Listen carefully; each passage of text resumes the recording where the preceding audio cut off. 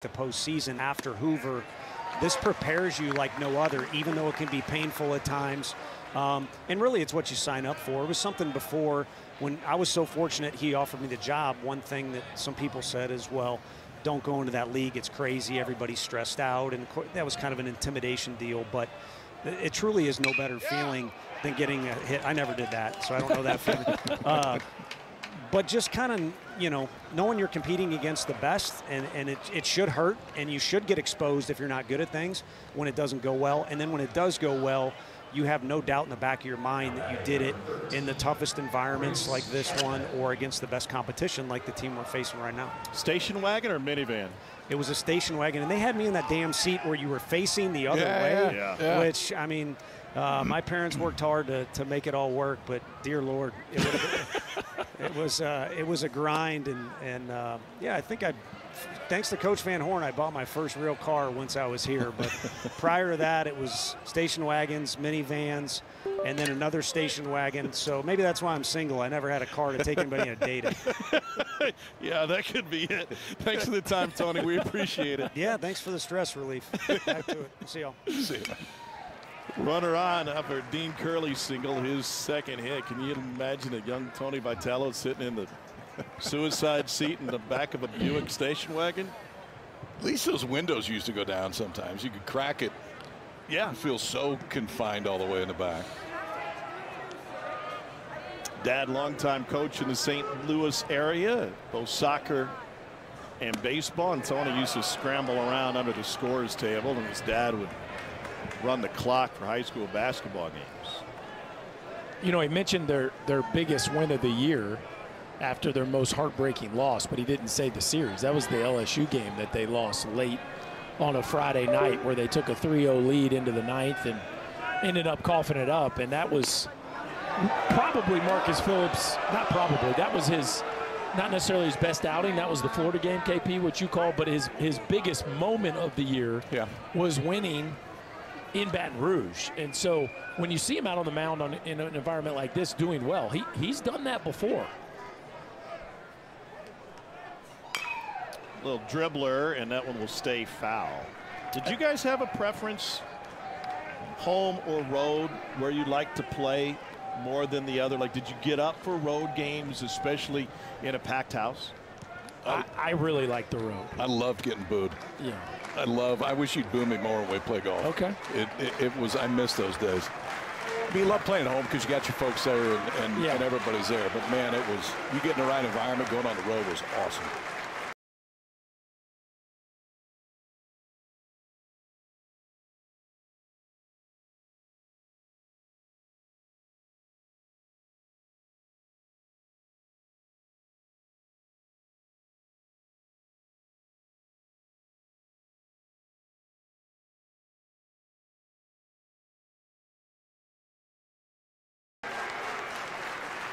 Payoff pitch will wait a moment. Tony talked about Marcus Phillips being a pup and growing up. And great opportunity for advancement even late in the season for guys to get better. Volunteers trying to stir it up, down one. The Dalton Bargo home run gave him the lead in the second. That one upstairs. And they got something cooking here with one out.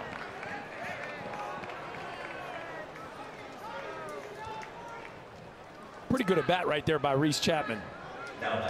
Left on left, took some marginal pitches, hung in there and won that one. And that's a welcome sign from Reese Chapman, because it has been a struggle of late. Actually did not start game 3 against Vanderbilt. Yeah, Tony shook up the lineup a little bit that final day. They had a chance to win it. Cannon Peebles lined out to left field his first time up. And the Tennessee catcher looks at a first pitch strike. Tennessee slugged its way past Vandy in game 1 last week, 10-6. Ensley homered in that game. Keelan and Fisher both homered. Can they win the game without the long ball? Tennessee? Yeah. Oh, yeah. Yeah.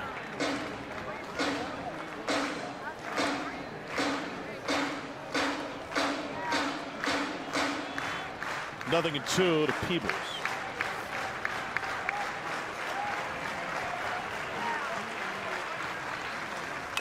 And it's pulled foul. Pardon me, I got my scorebook mixed up. It was a 3-2 win game number 1. They hit all those homers in a game 2 loss. Yeah, game 1 was Liam Doyle, Hunter Inslee last weekend. Both those star players. I mean, really, it boils down to both those guys coming up with huge moments. Of course, Arkansas will get to see Mr. Doyle tomorrow evening. 0-2 pitch upstairs.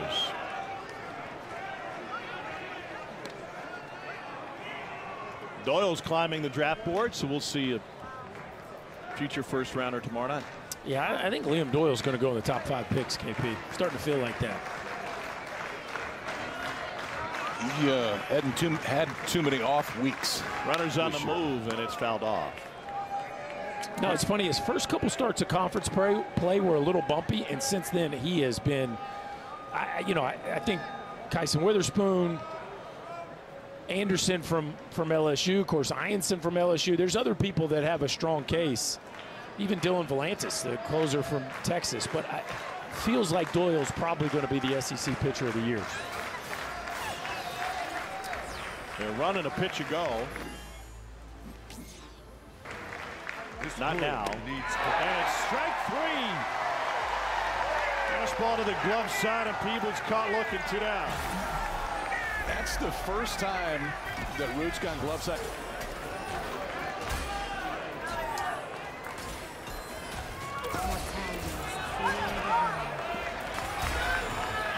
Why go to Clark here?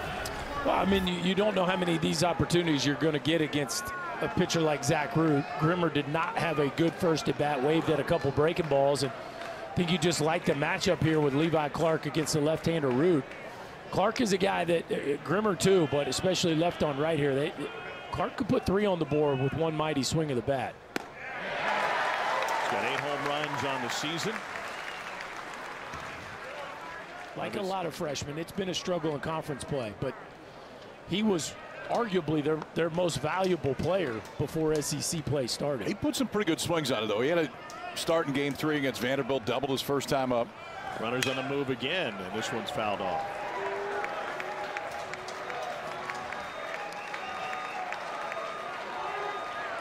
Twice now that Curley's tried to steal third. Both times it's foul balls, but Zach Root being pretty deliberate to the plate.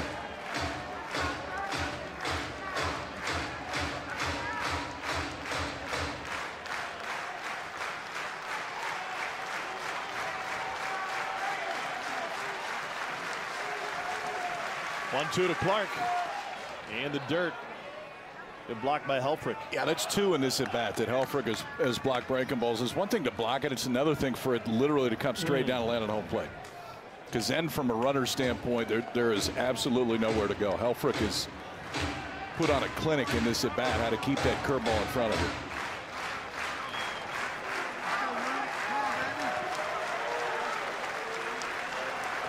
There they go again. Low and in, no throw to third, and a double steal puts Curley at third and Chapman at second. You know, a lot of people don't like stealing third with 2 outs. I think, especially in college baseball, it's a great play, but it's even more valuable when you can get a double steal. And now any ground ball with eyes, Tennessee will take the lead. Payoff pitch. It's low for ball 4, and Tennessee has loaded them up here in the 4th. Pretty good take here by the freshman. Yeah. A changeup that just goes begging just a touch below the zone, and it's a nice take right there by Levi Clark. And now Manny Marin, who hit a line drive his first AB, gets a chance. This has been one of the storylines with Tennessee during their losing streak here from a series perspective. The 2-out base hit has been very hard for this Tennessee offense to come by.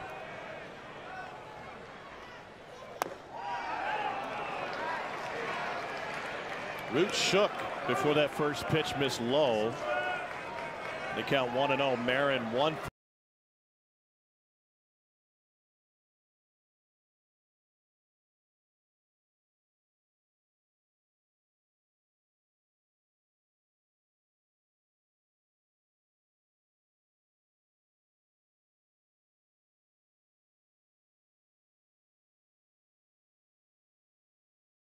for 6 with the bases loaded this season, but that one hit left the yard.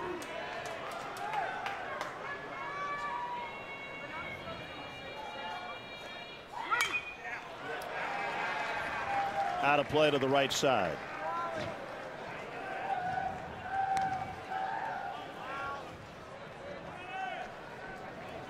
Just begging for that somebody to come up with that 2-out hit. We hear it all the time, right? Situational hitting is usually what's the difference in these good-on-good contests. And a curveball up. Okay, Pete Root's having to work through 31 pitches over his first 3 innings. He's already at 28 in this inning. Look at the 2-out ribbies for Tennessee this year. Well, I mean, there's your point. The last 6 series has not been a strong point for Tennessee. Well, you can't ask for a better opportunity than this one right here. 3-1 count, bases loaded. This is where, as a hitter, you got to calm your breathing down. Don't get over anxious. Stay in the middle of the field.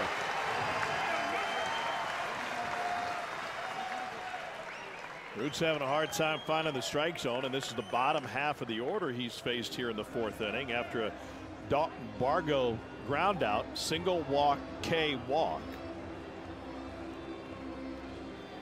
Gabe Yackel starts to get loose in the Arkansas bullpen. How about that? Yeah, and he's not just playing catch either. No. I mean, he is up and getting ready.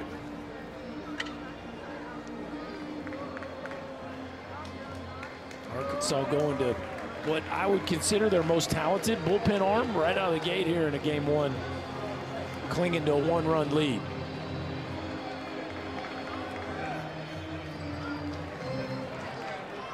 This will be Root's 30th pitch this inning. Pick up the second. Just lobbed back there. I like the chance, though. I like the idea. Yeah. And that's why Helfrich walked out there.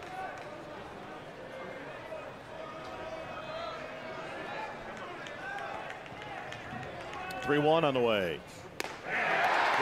Stuck it in for strike 2 at 95. And that's the same pitch Peters got called out strike 3 on. That's Eddie Newsome calling that inside strike. Manny Marin doesn't like it, but that's exactly how Peoples went down.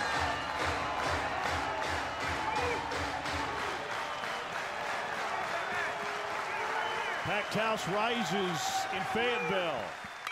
And it's lined off of Eloy's glove. 2 runs have scored. And Tennessee jumps back in front on a Manny Marin infield single. Berkey, I think Eloy thought this ball was hit harder. The move, I mean, it got in on Marin's hands just enough right there, and I think Eloy's move to it right away, thought that it was barreled up off his glove into the outfield, and there's 2 pretty good at bats by the freshman in the 9-hole right there. That one gives Tennessee the lead back. So pitching coach Matt Hobbs to the mound with Yackel seemingly ready. 62 pitches in, and half of those pitches have come here in this inning. He was 30 pitches in the first 3 innings. He's now 32 in this inning alone. When you're going lefty-lefty, if you're Tennessee here, the next 2 hitters, so I think Matt Hobbs would love to be able to get Root at least through the next 2 hitters. But I do think if he can't retire Keelan here, that's probably the day for him. Keelan is 0 for 2. He struck out on a curveball his first time up. Popped up to third base his second time, and he's behind in the count, 0-1.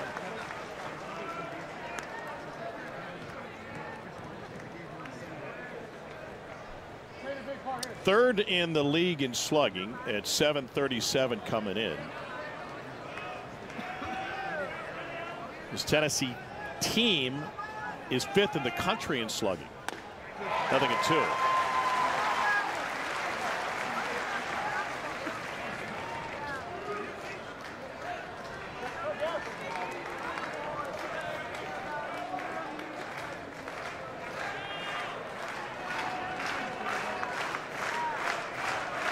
Two aboard for the Volunteers. The 0-2 pitch.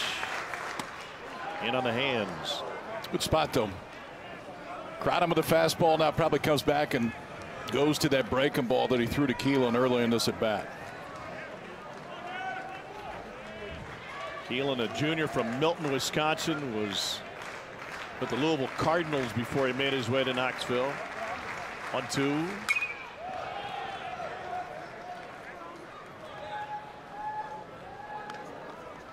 Started the season off was, heck, the first 6 weeks of the season, he was one of the Golden Spikes front runners. He got off to as good a start as you could possibly imagine, but out a few weeks with a hamstring and just hasn't been able to regain that form. Flinches at that one. Appeal denied. Yeah, he had a 4-game home run streak back in late February, early March. Came into the season second team preseason All-America by Baseball America. He was a third team All-ACC shortstop with Louisville last year. This is wild. Here's the 2-2. Curveball, and that one's roped into right field. Clark will score. Marin heads to third. And Gavin Keelan extends the Tennessee lead with his first hit of the game.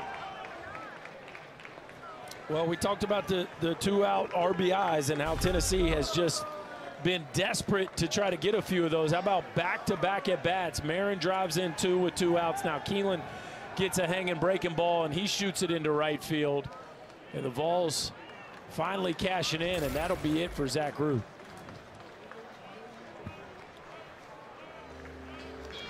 He wanted to get through the lefties. It couldn't as Keelan collects his 37th and 38th RBIs of the season. Zach Ruth struggling through the Curly's got it. We've known what the ceiling is for Marcus Phillips for some time. It's just a matter of putting things together as a young and relatively inexperienced pitcher. I know it's just one game, but relative to what he was last week, I feel like he could be a difference maker for this team in the postseason. Oh, without a doubt. I mean, you got a pretty good idea what you're going to get with Doyle when they run him out there. I think it'll be interesting, too, based on where Phillips is pitching this week. What do you do next week when you go to the SEC tournament? And potentially, what do you do depending on what your draw is when you get into regionals? Listen, man, Tony said it when we talked to him. Like, this kid has not pitched much. He also just sat on the bench for 23 minutes. Connects with Iredale. Second time he's reached base tonight. So there are going to be growing pains because you're now growing up in the toughest league in the country. The first out right away, then that two-seamer, when it has run, it'll go. Hope they caught that pad for Iredale because that was mid-90s again.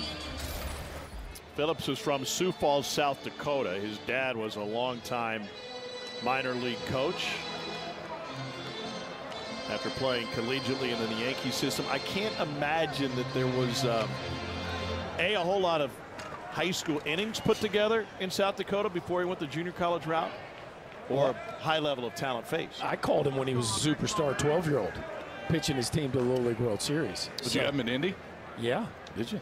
Well, yeah. It was completely unfair watching him throw to 12-year-olds from 46 feet. I'm sure you had him in Williamsport, right?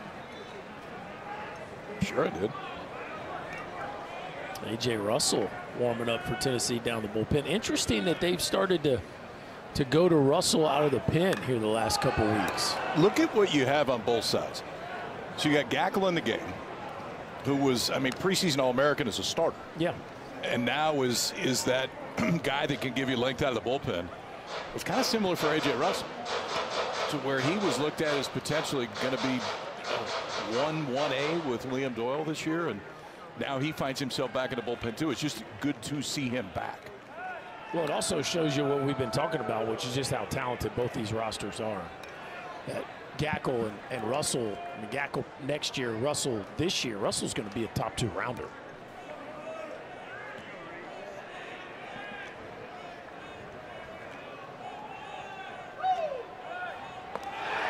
Oh, that was close.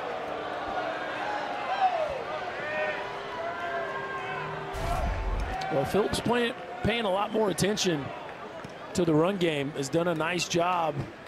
Iredale just back in time.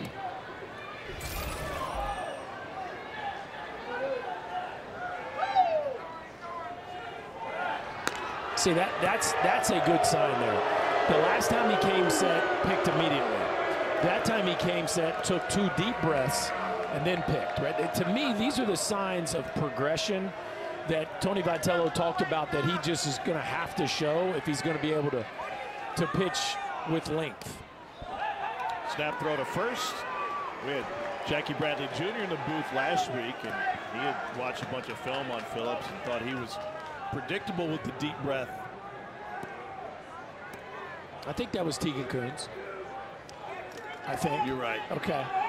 But Jackie would have picked it up. But these are the things that base runners are looking for. We're trying to find these tells with the way pitchers operate. And you'd be amazed on video how many guys fall into a similar pattern of looks or rhythm, or they pick on the way up, or they only pick after they've come set, or the way the bill of their cap bobs up and down. I mean, most pitchers fall into a rhythm. But again, see, there's a snap throw. And Marcus Phillips, I'm telling you, Tennessee fan base wanted to see progress with Marcus Phillips and controlling the run game. You're seeing it tonight. And you are seeing it right now. 1-2 to Robinette.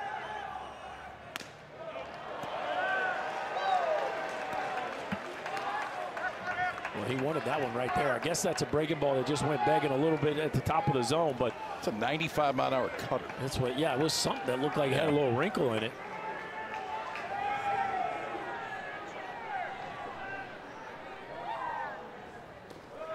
And misses with the slider, 3-2. Put him in motion, Herb. Got to. And this is one of those, if you're Iredale, you don't have to get a great jump. Yeah, you'd love to steal the base if it's a strikeout situation, but really you're just trying to stay out of the double play. There he goes. Grounded foul.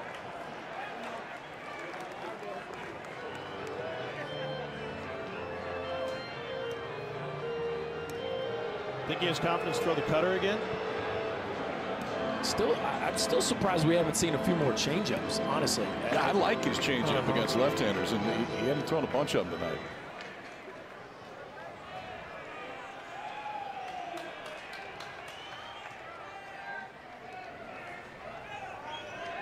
Runner on the move, and it's popped up left field foul territory. Marin and Bargo chase, and that'll be 10 rows deep. Where'd it go?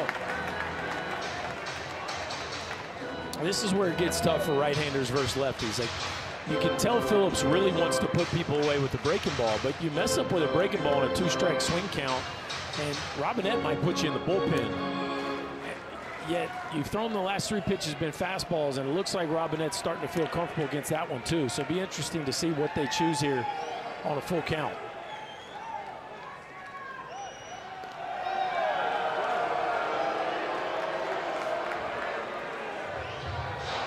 Robinette has homered twice this season. Both home runs came in conference play.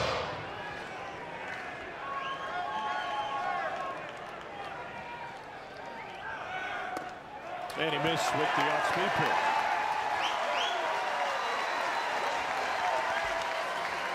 Well, there was the changeup, and that one just started off the edge right out of his hand. So not tempting enough for Robinette to wave that, and that's a heck of an at-bat there by the Arkansas first baseman. Justin Thomas Jr. came to the plate in the second inning with the bases loaded. He saw a steady diet of fastballs. Let's see how Phillips attacks him here.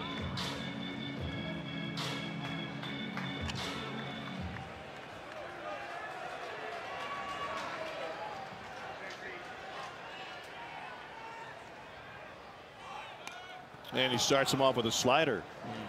Went fastball early in the count last time against him, put him away with the breaking ball, and finished him with that one. Yeah, and you know, I like the idea there by Thomas. It looked like he got spooked that it was a breaking ball. I always thought the breaking ball was a better pitch to bunt because it gave you time to get the barrel out in front and helped you deaden the ball a little bit. But for whatever reason, Thomas didn't really buy into that fully, that attempt.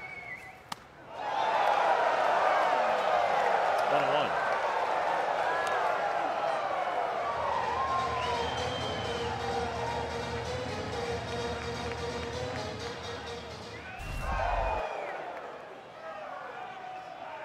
Grab by Peebles. Keep that one from getting to the backstop. To short. Second for one, and bobbled on the exchange. They do get the force out of Robinette.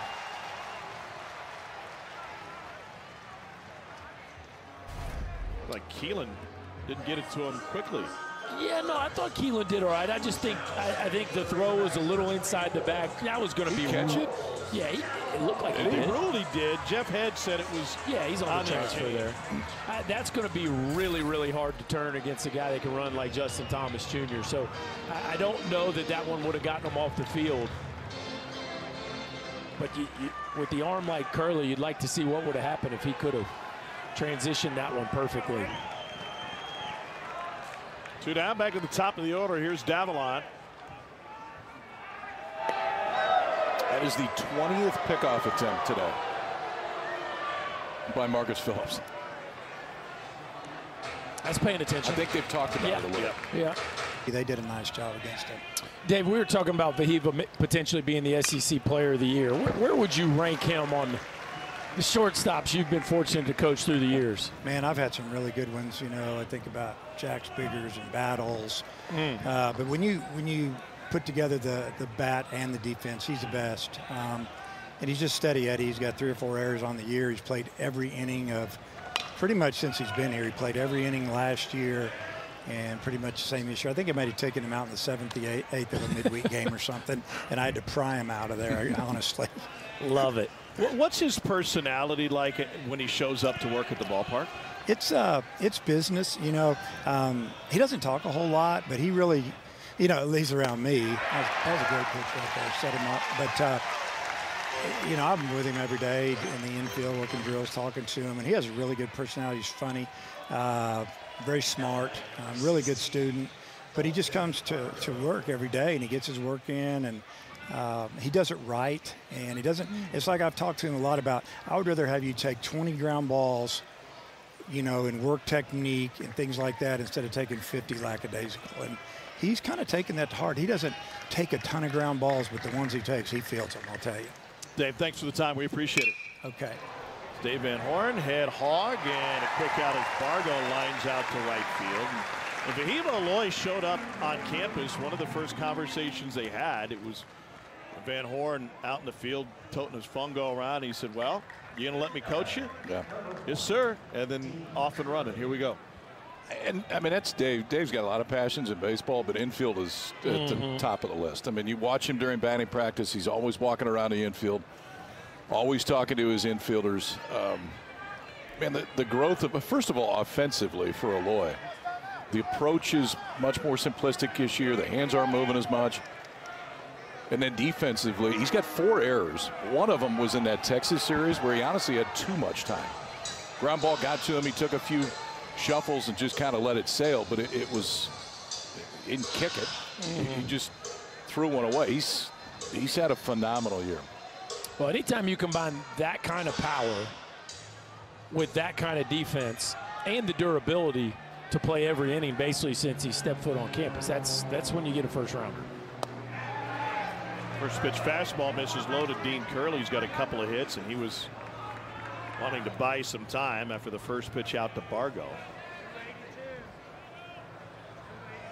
You look at Aloy in the batting cage, man, he fills it up. That is a big league body. Breaking ball low. Florida won, by the way. Florida comes back from 5-0 to beat Bama. You ask about the gauntlet of the league, Tom. Yeah. How about unranked Oklahoma right now beating Texas? Unranked Ole Miss right now beating Auburn. Unranked Kentucky beating Vanderbilt. And LSU, the #1 team in the country, right now tied in the 8th with 5-22 South Carolina. If that lets you know just what life is like in this conference. Palmineri against his former team. It's a 4-pitch walk as Gackle can't locate the fastball. This week's Sunday Night Baseball matchup is the Subway Series finale between Pete Alonso, Juan Soto and the Mets, and Aaron Judge and the Yankees. 7 Eastern, 4 Pacific. ESPN, ESPN Deportes, and ESPN Radio with coverage beginning 6 Eastern, 3 Pacific with baseball tonight, Sunday Night Countdown. First base runner allowed by Gackle. And now Reese Chapman at the plate. He walked and scored his last time up. Curley can run a little bit, 7 bags on the year.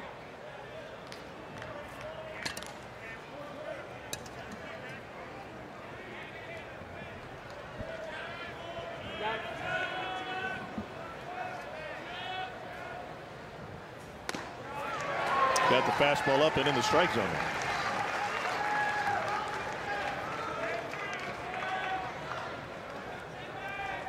Eleven home runs, 43 driven in for Reese Chapman.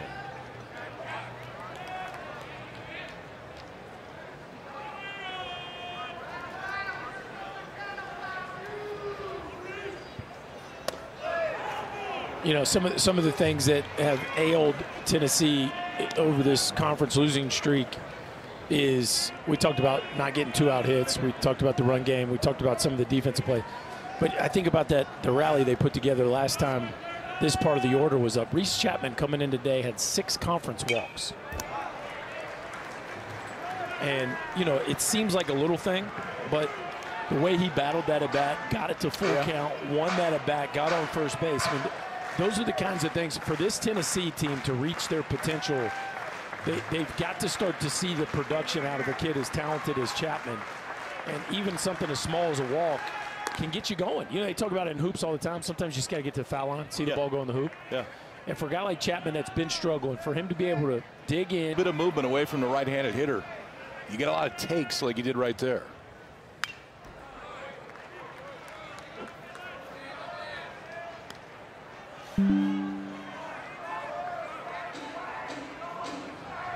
"17 home runs for Aloy.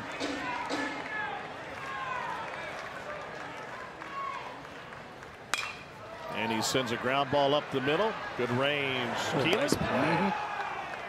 Aloy 0 for 3 with 3 groundouts to the left side tonight. He really looks at home there. And I know Keelan was playing second for a while this year. Then he got hurt when he came back. He's playing short. But this is just, I mean, you played the position. It's not an easy play. And watch how quick the transfer is, KP. Boom, boom. Right? That's catch on your left, throw on your right, and then enough juice. Yeah. To get it over there in time. Flip it over. Yeah. Well, you know, part of the Tennessee story this year was figuring out who was going to play shortstop. They obviously Curley was the shortstop on last year's national championship team. Keelan started the year at second base, and then we saw Ariel Antigua get his shot to go out there and play quite a bit. But now they have settled on Gavin Keelan and moved Curley to second base, and that seems to be what they're going to ride with here heading into the postseason. So Antigua is the odd man out. He's been playing late in games the last handful. 3-0 to Maxwell.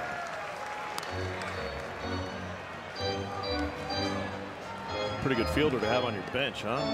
Yeah, I mean, you know, there's no doubt that Ariel Antigua is a extremely gifted with the glove. I just think, you know, he got a pretty long runway with the bat, and it just didn't quite click. And so once Keelan got back healthy, for a while he was DHing, but once he got back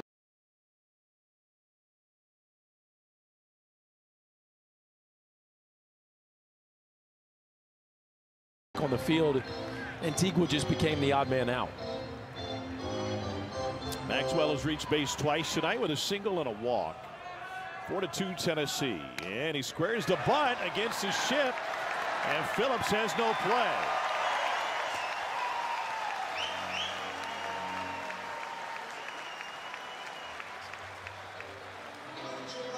Well, this is pretty tasty right here now.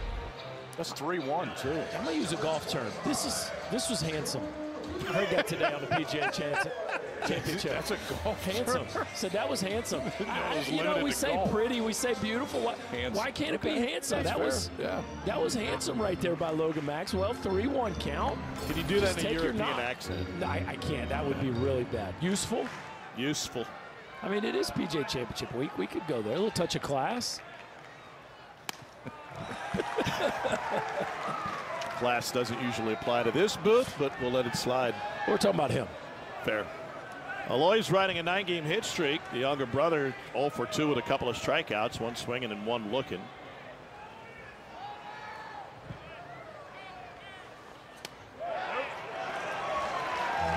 Not high enough for Eddie Newsom. And you wonder now, 3-0 to Maxwell, now 2-0 here to Aloy. Now, Phillips did throw on Sunday here on short rest. Through Saturday. We threw 73 pitches. Excuse me, Saturday, right. And this is essentially like pitching on big league rest. But I would bet But it is short rest. that's for him. something that he's never done. And now at 85 pitches, you wonder how much is left in that tank. He's done a fantastic job to get him to this point. Can he get him through 5? Well, add 20 pickoff attempts at least to the 85 pitches.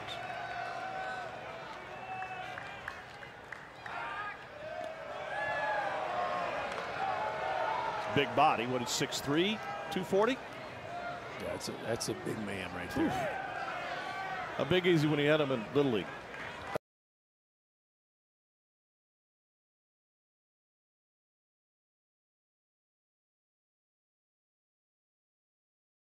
He was almost that height. He wasn't 240 yet.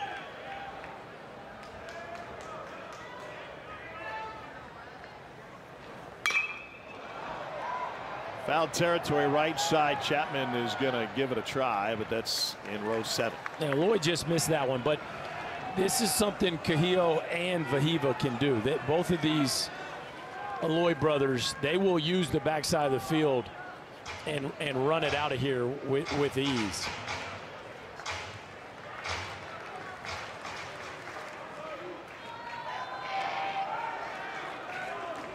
Aloy leading the SEC in RBI. He's driven in 66. '66 in 52 games.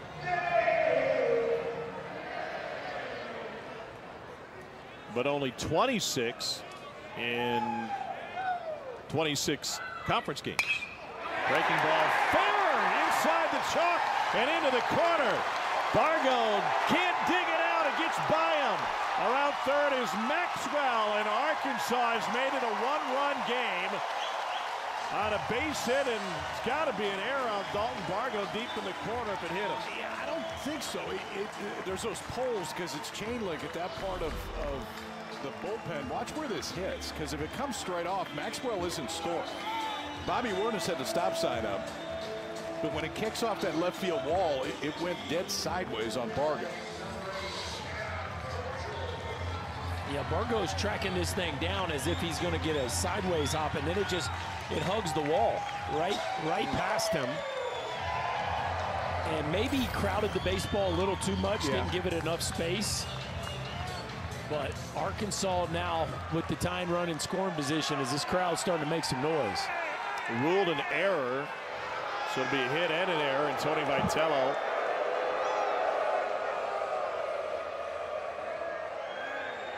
is headed out. Frank Anderson had a question with the home plate umpire, and Vitello will head of the mound with Peebles. So Peebles, maybe he's having some, I don't know if he's having pitch comm issues. Looks like it. Yeah, so they'll get a manager with new pitch comm. So this ball smoked into the corner, and as it starts to rattle it down, yeah, you just see how close he gets to the baseball, right? And he's trying to get to it as quickly as possible, but sometimes the best thing you could do as a left fielder there is just give the ball a little bit of space and really let it react before you try to make a play on it. So after further review, no error on Dalton Bargo in left field, an RBI double for Aloy. And even though he throws a heater there in a 1-0 count, a lot of times with Aloy, especially left on left, the heater's just for show. Only throws the fastball about 36% of the time left on left.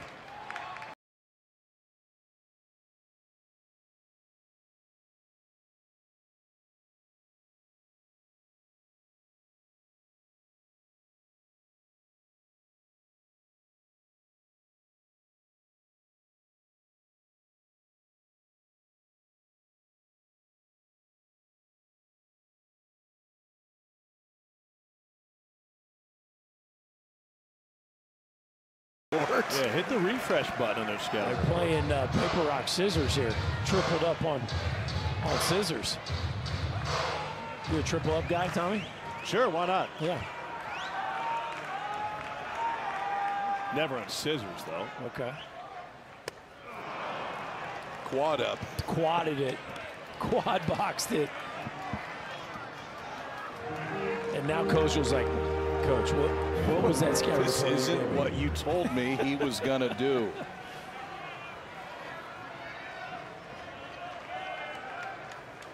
Here's the payoff to Kojal. Another fastball. And he strikes him out for the second out of the fifth. Well, I mean, it's 88 miles an hour, KP, but when a hitter's up there sitting on a breaking ball, that 88 will jump on you. That fastball right past Kojal.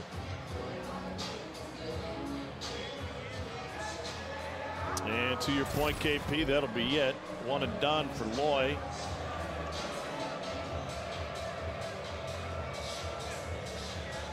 Able to execute and get the strikeout, and Tennessee will go back to the bullpen. So the Volunteers will turn it over to Arkansas catchers 1 for 2 tonight. First pitch 95, nothing in one.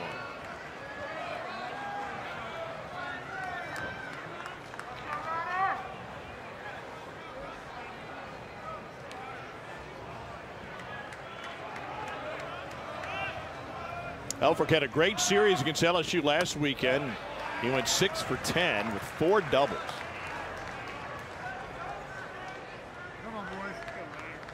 Had a strong finish to last year, but was inconsistent. So they were looking for him to take a step up. And he has. Batting average coming to this AB, 317. I think Ryder Helfrich's going to play this game a while. Yeah. I mean, you just don't get this kind of athleticism behind the plate very often. Dave Van Horn will tell you he's one of the best that he's had. And when you start to see the offense develop the way it has from year 1 to year 2, I think Ryder Helfrich's got a chance to play for a very long time at the next level. I've been really impressed just with the way he's blocking breaking balls in the dirt tonight. I mean, he has not allowed Tennessee to take extra bases. And he was one of those guys that when he came in, there was a lot of buzz, both here and all around the country. They weren't sure he was going to make it through the draft senior year in Discovery Bay, California. He was the number 3 catcher in the class.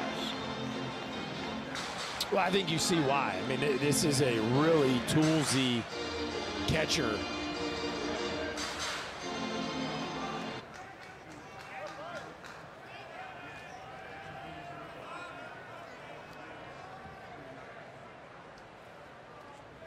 Transferred in from North Carolina State, and Peebles looks at that one 1-1. He came into the Vandy series last weekend red hot, had homered 6 times over the previous 4 weeks, leading the team in slugging. Then he went 1 for 9 against the Commodores and waves at the changeup.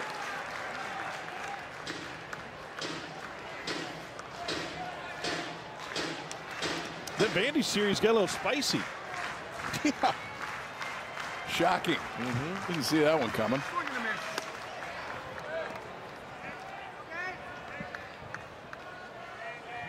We got a Vandy update. They were down late to Kentucky. I think they were down 2 in the 9th last I saw.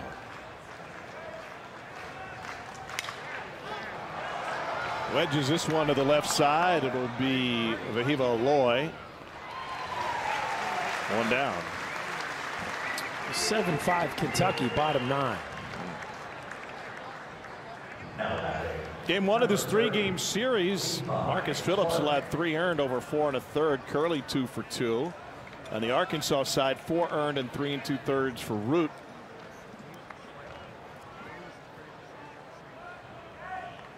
Three spot in the 4th for Tennessee is the difference in this game.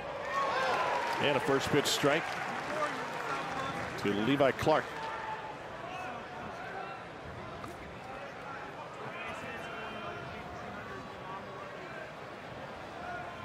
Second plate appearance for Clark. He spits on a breaking ball. He walked and scored as a pinch hitter in the 4th. Georgia beat Texas A&M tonight. Does that mean tomorrow night's an elimination game for Texas A&M? I mean, unless you're under the finals of the tournament. Yeah. 10-18, I believe. Think about this. They have road series wins over Tennessee, Arkansas. And they have a home beat series LSU win against LSU. And a home series win over LSU. And they are one loss away, most likely, from not making the NCAA tournament. It's preseason #1 team in the country that is loaded with draft prospects, including Jace Laviolette's going to go in the top 10 picks, give or take. Just really, really hard to believe, especially after all the work they did to get themselves back in position. Well, one weekend and they wadded it up and threw it in the trash can. Missouri went into College Station without a conference win last weekend and swept them. And they hammered them. The last two games, they hammered them. Pay off to Clark. Fouled off. But they ain't dead yet. They got 2 games left to play.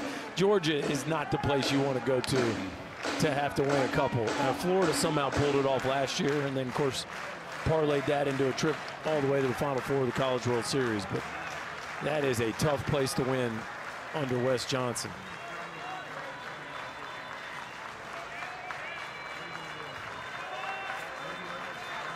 Pay off to Clark. And he sends one just over Colesville's head. And Levi Clark has reached base twice tonight coming off the bench. Speaking of Wes Johnson, how about at one point Dave Van Horn had Tony Vitello and Wes Johnson on his staff? That's a pretty good stat. the Dave Van Horn coaching tree. It's got some branches. He's got some pretty good ones now, too. Yes, he does. Into center field. Thomas Jr. ranging into the gap. 2 down. Well, it's pretty good company for Tony Vitello to be an assistant on Dave Van Horn's staff. Will Bolt, head man at Nebraska. Andy Sawyers is at SEMO. And Deggs has been getting it done at Louisiana. Didn't SEMO come in and beat him in a region? Was it last year? 2 years ago? Last year, I believe. Maybe it was 2 years ago. But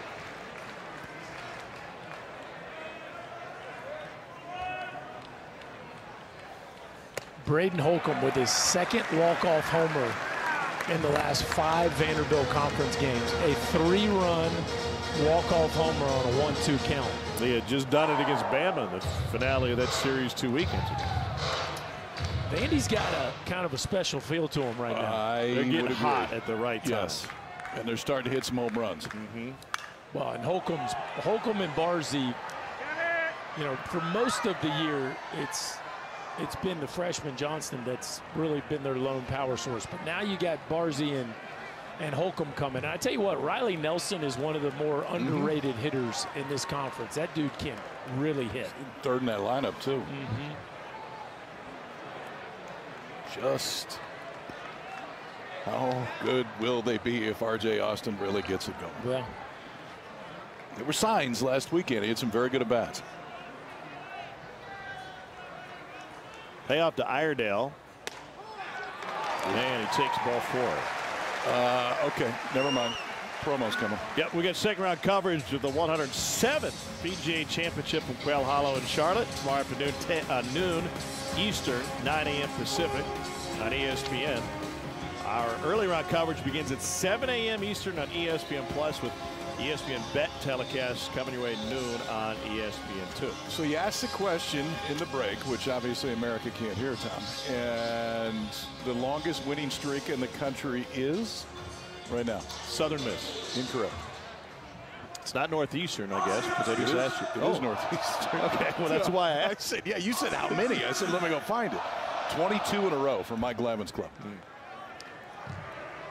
Southern Miss knocked off Troy tonight. The Golden Eagles have won 13 straight. They've got a top 25 RPI. Could I interest you in Hattiesburg for a regional? Oh, the Fun Belt. never have to worry about rain delays down there.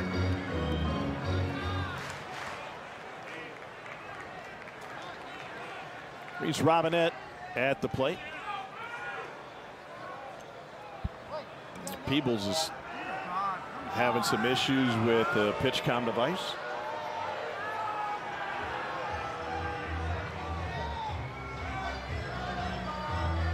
They'll test it out. Now we're good.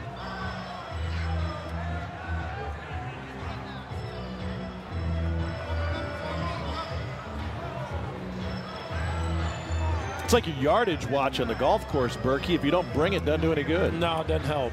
Fortunately, I bring you. Yeah. Good for something. Pair of walks for Robinette. I would appreciate a little more commentary from you on the golf course. I mean, I feel like just a couple calls would be nice.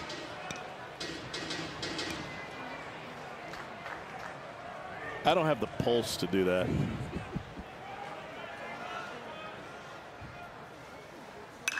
Robinette pops this one up.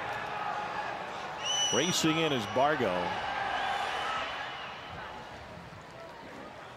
One down.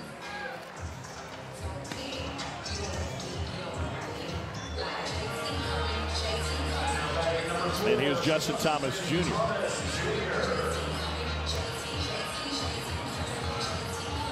We started this half inning taking a look at the SEC tournament bracket and what it would look like given the current standings. What do you think is on the line next week in Hoover for teams? I mean, A&M, like KP said, will be in desperation mode to try to punch its ticket to the postseason. There are teams playing for the ability to host or be a grade 8. I heard someone use that term earlier today, which I really like. What else is at play? The format will be drastically different. I mean, I think you could have one playing to potentially get in or stay in that top 8. You could have runner on the move, slider missed low. Peebles' throw comes in on a hop. You could have a couple potentially playing for a host. Listen, man, Florida wins a series this weekend, wins a couple, and they go win a couple games in Hoover. Florida may host. Florida started 1-11 in the league. Thought maybe we'd see a little bit of this earlier, but now A.J. Russell in the ball game. That's Arkansas's first stolen base of the day. Well, obviously we got to see what happens the rest of this weekend before we really know what all's on the line next week. But when you think about how many teams are still in the mix to host and how many you could make a case for to be in the top 8, I won't say grade 8 ever, but I think there's going to be quite a bit on the line next week, not to mention a trophy, Tom. I am not going to call a single one of your shots tomorrow after that.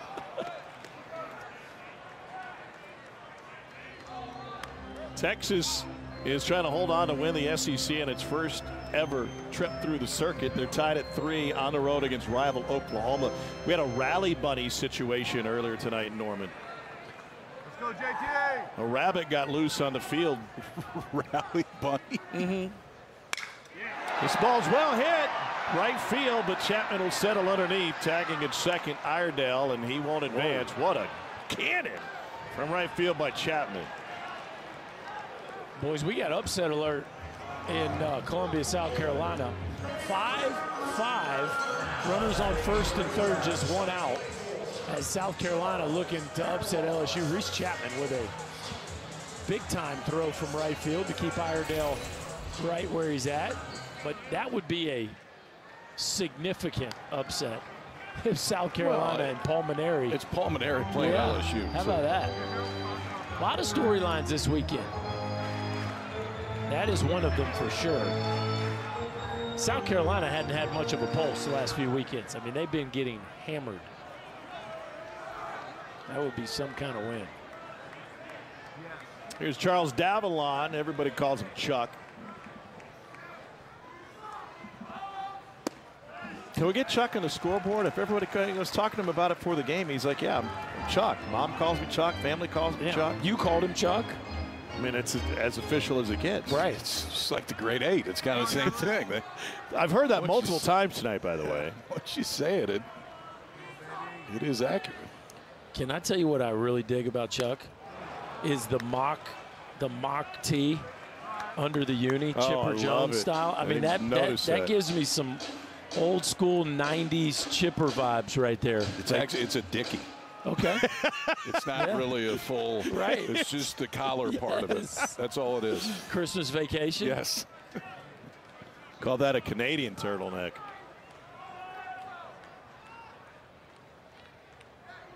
He played his high school ball in Florida.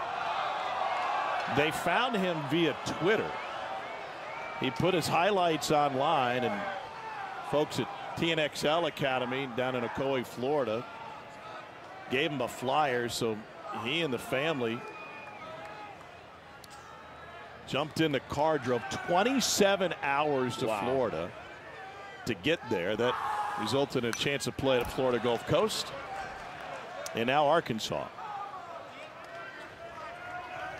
And now he's putting up the kind of numbers that are going to see his name called in the draft this summer. It's certainly not the biggest frame, but there's a lot of precedent for smaller hitters getting drafted very highly lately.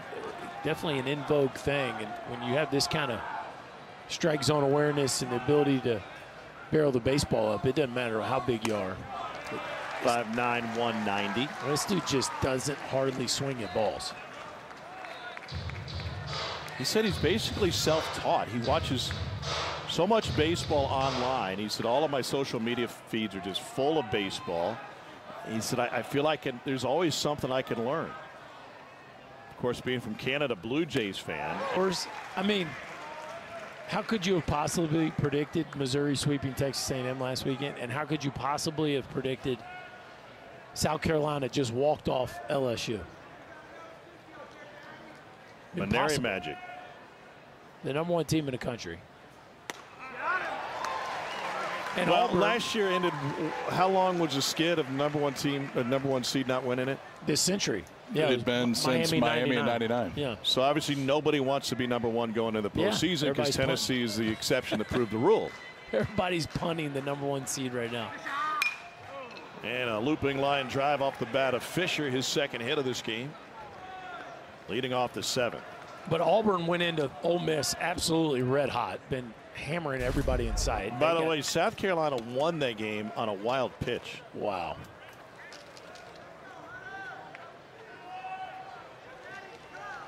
I feel like tonight would have been a good night for squeeze play. Oh, goodness. Yeah, there's some between that one and the Vanderbilt ending. They just have one here. Texas has come back to take the lead on Oklahoma. That one feels like it's got a great ending, and I feel like we have one here right in front of us. And Hunter Ensley looks at a curveball for strike 1. A one-run game in Baum is not a real comfortable feeling in the visiting dugout.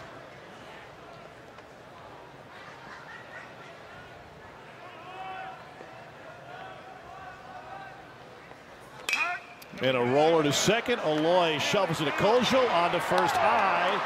And a missed opportunity. They get the lead runner, one down.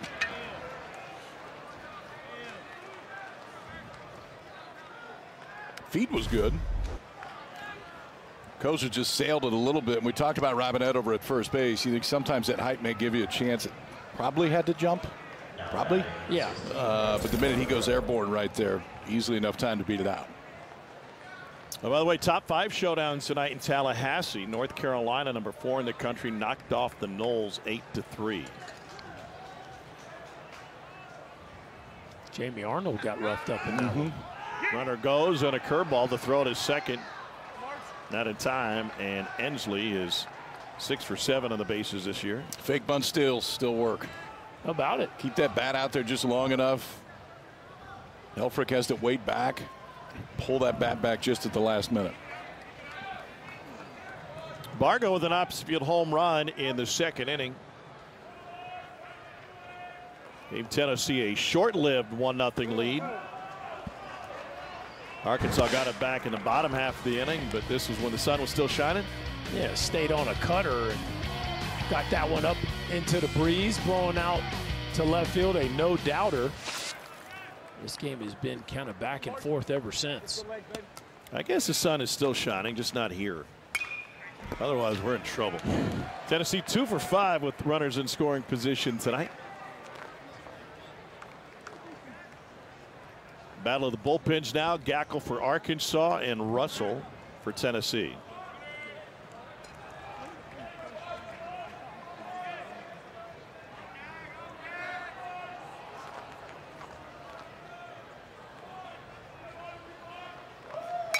And this ball is launched deep right field.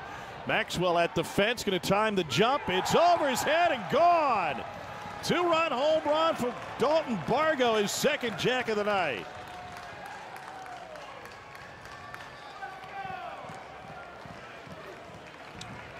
Boy, and now the missed double play adds a little extra significance, right? A run that Arkansas could have avoided, and Bargo makes them pay. Is 2-homer evening for the Volunteer left fielder. This one looked like a hanging breaking ball, that just sits there, and Bargo, who's got that low to high bat path. We talked about it with Fisher. Bargo's very similar. Maxwell did all he can. That one about 5 feet too far. The Vols now stretch the lead to 3. Let me ask you, KP, a specific question relative to that. Here's Dean Curley, looks at a breaking ball. Immediately before that pitch, Gackle shook off his catcher. He wanted to go to the pitch. It ends up getting hit out. Does that make it, from a pitcher's perspective, any more or less painful? I mean, probably a little bit more painful because you may have to answer for it when you get in there. Yeah. As to what you were shaking off. The part, we've talked about this a few times tonight. Gackle's got a really good changeup. And against left-handers, I just struggle with, and his breaking ball is good, don't get me wrong. It's so much easier for a left-hander to hit that pitch because it's working back into their swing. I guess I would have preferred seeing a changeup and something going away from the barrel if you're going to go off speed. Curley is 2 for 2 tonight with a walk, and he sends this one foul.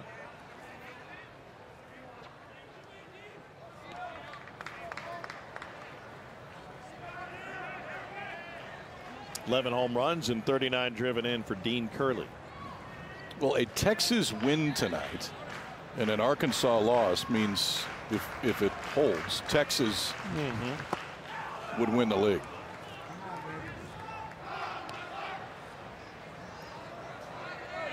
Texas came in with a 2-game lead with 3 to play.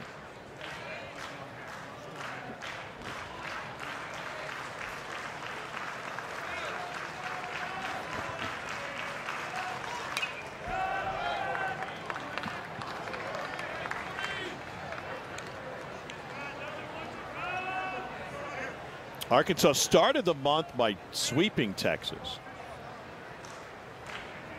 and lost 2 of 3 to LSU.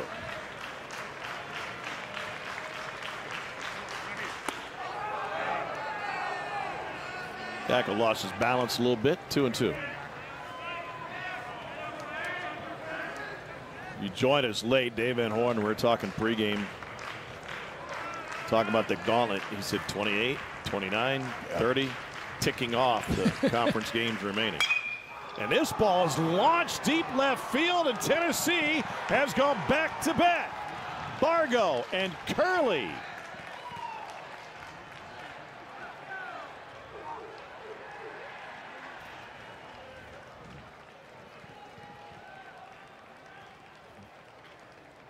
Well, Tommy, we talked about the power has been missing for Tennessee in conference games of late, but they've checked a few boxes here this evening. Only 1 stolen base allowed.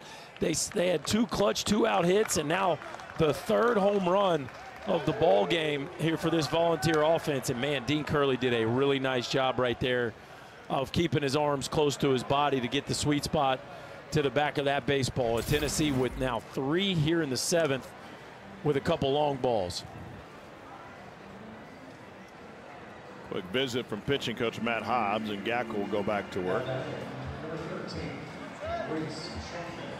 And you know, there's a little added heat with Arkansas on this game 1 because You're staring Liam Doyle down tomorrow night. Like it's they one like thing. their guy too.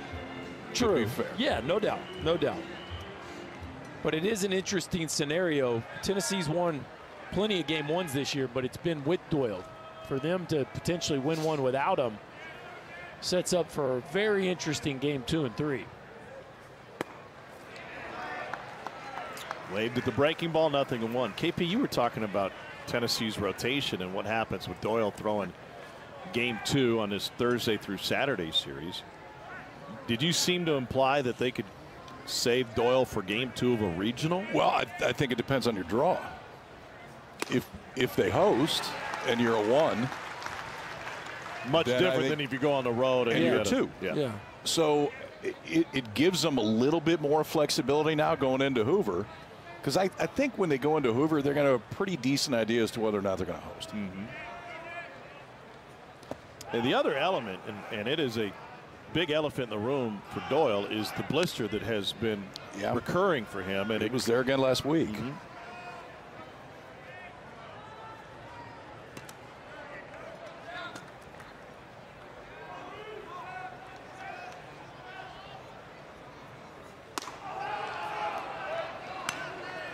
Two balls and 2 strikes to Reese Chapman. 0 for 2 with a walk.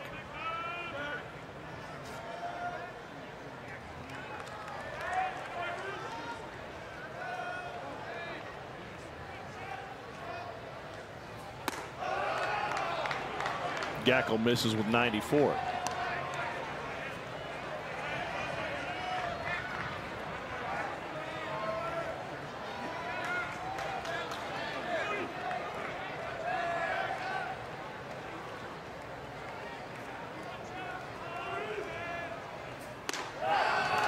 Spin it off a little bit, KP. Yeah. That's 2 in a row where that ball is really taking off to the arm side. You get to this point, too. I mean, he's over 50 pitches. Sometimes you're trying to create velocity with a little bit more, and I wouldn't be shocked if they go get him right now. Indeed.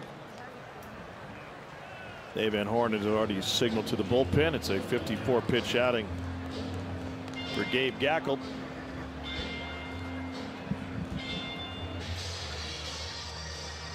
.54 pitches for Gackle over 3 2/3. He allowed 3. Root touched for 4. And Gackle leads with Chapman at first base.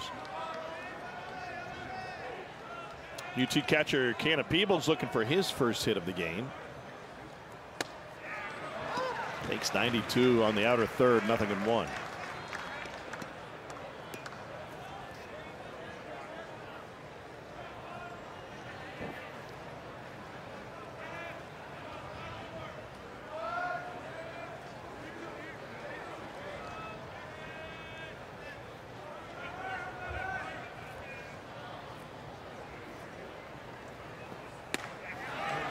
Carter using every second of the pitch clock.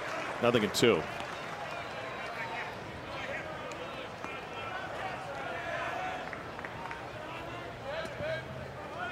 Hey, let's grab you, man. Let's go.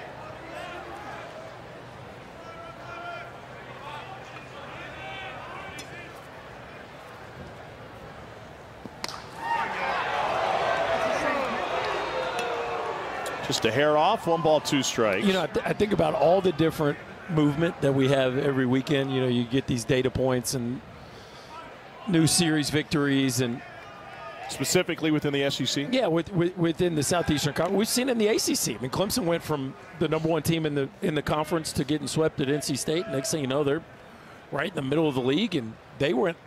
Clemson and Tennessee both moved from secure hosting spots to dropping series and falling out of the top 16. But you know, that doesn't mean you're there to stay, especially in a year where there's been so much volatility. But just think about it last week. Tennessee was 8, Vandy was 9. At the end of the weekend, Vandy was 5th, and Tennessee was going out. on the road. Yeah.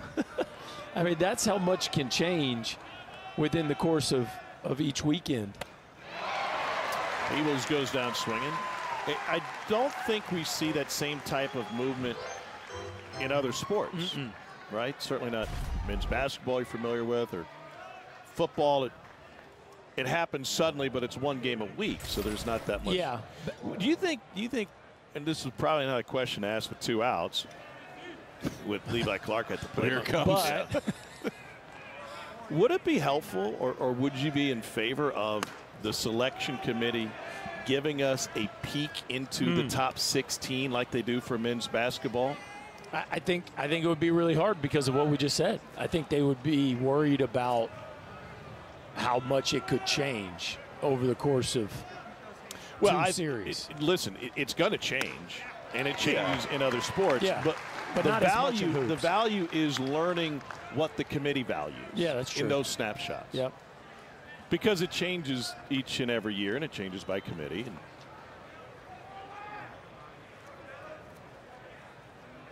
you know, we had plenty of time to talk about that, but you guys don't want to. So, Well, I think I think it'd be great. I mean, do? I think more transparencies, and all the while knowing that, hey, this is not rock solid. The 16 that we tell you 2 weeks out are not going to be the 16 we tell you in 2 weeks. Yeah. If so, it's the exception to the rule. But transparency in that process, I mean, I think the more you can have it, the better it is. I'll take it a step further. I think it would be great for the committee to be held accountable to get some work done. Right? To have it out there.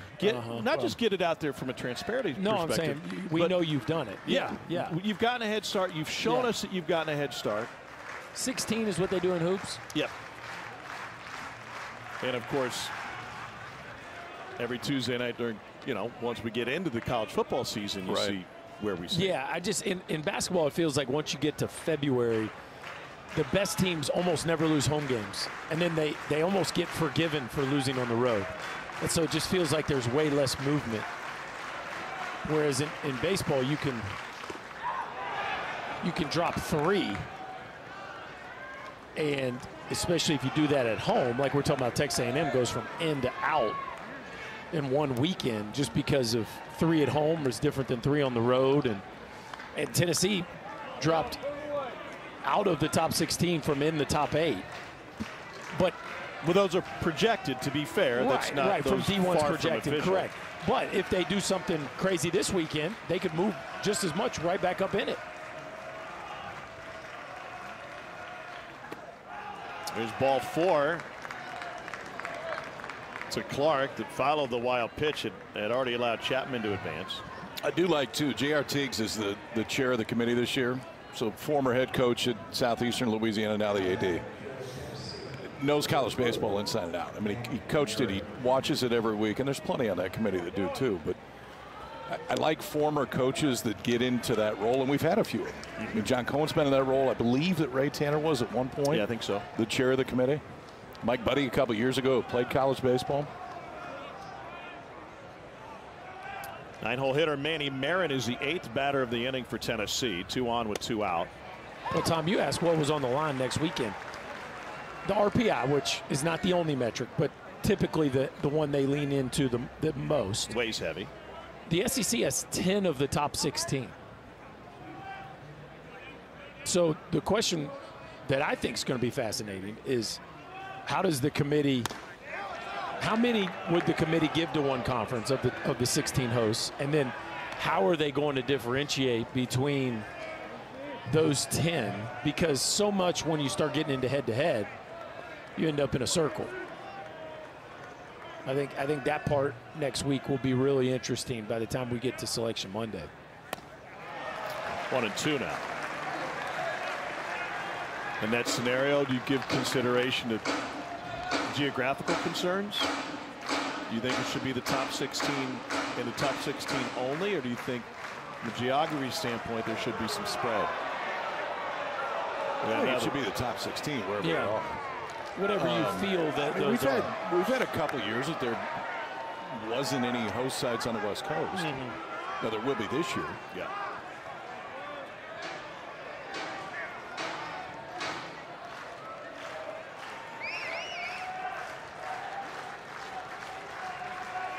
Marin got some more sticky. See what happens in the 1-2.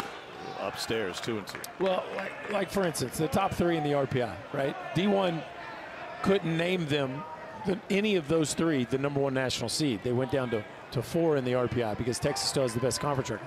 But Georgia swept Auburn. Auburn beat Vandy, and Vandy swept Georgia. So, like, how do you? Well, one thing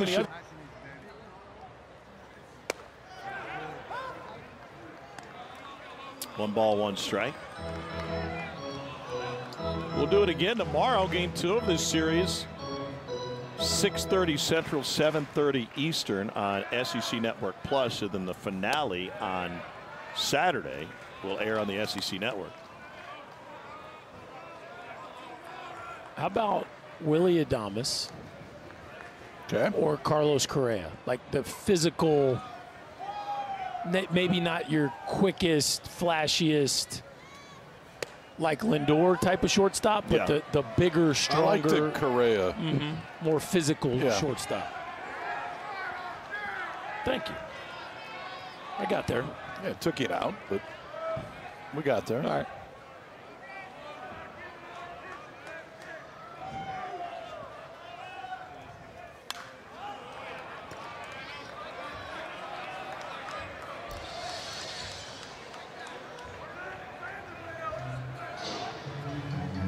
Light day in the big leagues. I was watching the Twins at Orioles today, and Correa and Byron Buxton got injured on a pop-up early part of that game. Collided in the outfield. You do not want to run into Byron Buxton. Like, I'm certain of that. And not that Correa is a small man.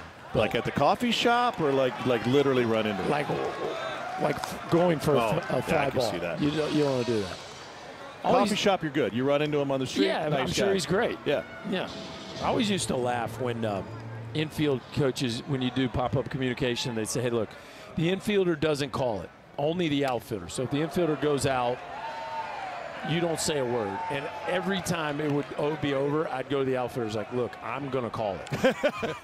Okay? Because if you don't think I'm going to catch it, the odds of you and I drilling each other go way up. So I'm going to call it, and if you want to call me off, please. But, like, I just never understood the, like, don't let the infielder call it.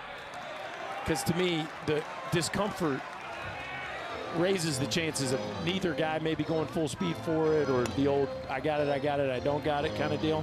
You know, it was interesting with Jackie Bradley Jr. in the booth last week. We had a play in the outfield, and I said, is it a hard and fast rule in your mind that the outfielder takes precedence? And he said, no, you know, whoever can make the play. And a swing and a miss by Maxwell, 2 down. And you guys coming at it from the same point, different positions. But the bottom line is the communication, I would assume. The bottom line is the communication. It's also important. I was having a conversation with this with a high school outfielder. Like, outfielders need to tell infielders when they're bailing deep. So 2 outs and the dugout says, hey, if an infielder doesn't see that, an outfielder would always do well to tell an infielder, hey, man, I'm back. Yeah, this is yours. Or I'm in. 2 strikes, I'm coming in. Like, hey, bro, I'm in your back pocket. Just letting you know I'm right here. Those are helpful things. And I always loved it when an outfielder told me that he was back, because I enjoyed going back for pop-ups, but I also didn't like to run into 6'3", 220-pound right fielders. Yes. Julio Aloy has continued his hit streak. Now sitting at 10 games with his 5th inning RBI double.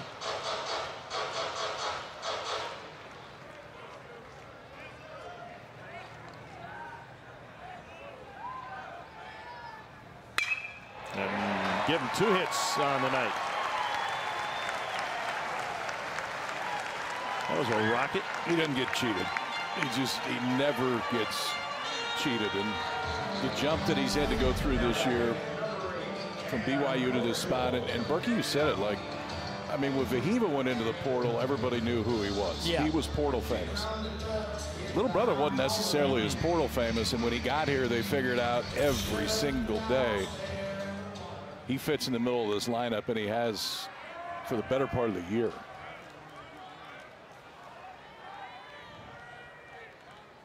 Here's Cam Kojal. That's another 2-out bunt. It's the second time. Yeah. And that's not for show. Like, he's just whiffing on those attempts, but he's trying to get that bunt down. Back to Lloyd, just real quick. I am so impressed. I mean, that guy's hitting almost 360 with that kind of damage. His first year in this league, in a year where, I mean, Dave Van Horn said it before the game. Like, he can't remember a year where the arm talent has been better than it is this year. Look at today. There's been 5 guys throw 95. we were playing in college, at least I was. I'm a little bit older than you. Like, you knew the guys across the country that threw 95. There's been 5 in this game. Kozel yanks it down the line. That is a fair ball and pinballs around the corner into the glove of Chapman and give Cam Kozel a 2-out double for his first hit of the game. Is that why you don't want him to bunt? Yeah, that's why Cam Kozel shouldn't be bunting. But you know, we talked about it with Bargo earlier in the game, crowding the baseball. Watch the space that Chapman gives this ball. Yeah. So he puts on the brakes way early, about 20 feet. Look, he gives this thing about 20 feet from the wall. Just all kinds of space. Okay, wherever it bounces, now I can easily make the play. Then, of course, we know how big his arm is, get it into the infield easily. But that's why you want Cam Kozel swinging the bat with 2 outs and a runner on first. Well, and for Chapman, too, it's also in a ballpark he never played a game in until that point. I mean, that's where it gets tough for outfielders, is those balls down the line and the way they're going to bounce. Yeah, if that gets away at all, Bobby Warner said the stop sign up early, but if it gets away at all, then Eloy's going to come in and score. But now back-to-back 2-out hits, and that'll bring Frank Anderson out to the mound. You know, one of the bat boys for Arkansas is Gage Goodwin, Clay's son. And every time Cam Kozel comes to the plate, he looks to Gage for tips.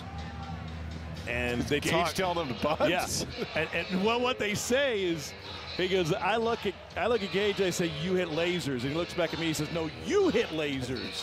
And they get each other fired up, and sure enough, Kozel with the laser. Gage, do we have the wrist tape? Yeah. Yeah, TV tape. It's a big game today. Yes, it is. TV tape. Gage knows we're on. Liz on the mound is complete. Arkansas trying to mount a comeback here in the bottom of the 7th. Ryder Helfrich up with 2 on and 2 out. Tennessee is 24-1 on the year when leading after 7 innings. And Russell misses with the breaking ball, 1-0.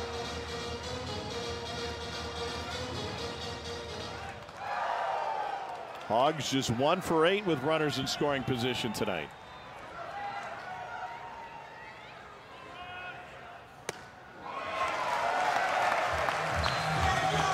Elo's starting to tick down a little bit there. That one was 92.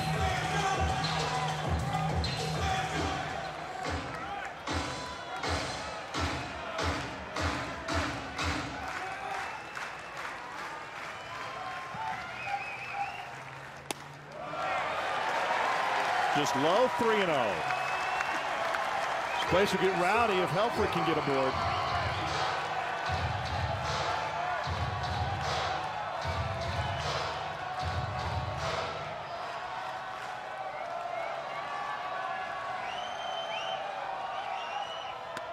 And that's a 4-pitch walk to load the bases and bring out the beer hats.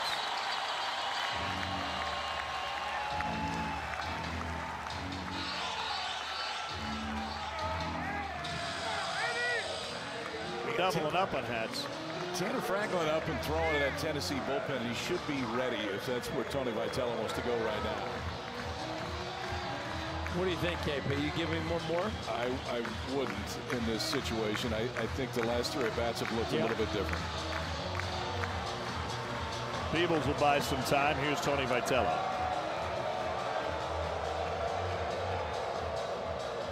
And they are calling the Hogs in Fayetteville.